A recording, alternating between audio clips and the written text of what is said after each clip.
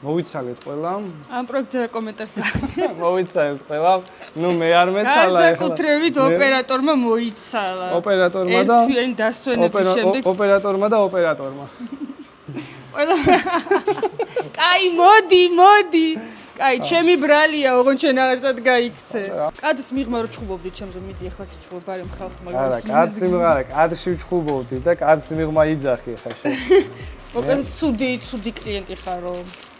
არა, მეორედ ჩემთან მოსული აღარ დაგინახო. ცუდი კლიენტი არა, ხო, ძალიან სწრაფი ხარ. просто ორ თვე ნახევარში ესე სწრაფად. ესე სწრაფად არავის არ მოუწია. ესე სწრაფად, რა იყო, ესე სწრაფად. არა, ხუმრობის გარე შეიყო რაღაცა ნიუანსები, რაღაცა დეტალები შემაფერხებელი, ხან ნაწილი მდგომარეობაში იყო, რომ არ ექვემდებარებოდა რესტავრაციას და მოუწია ძებნა და ამან წაიღო გარკვეული დრო.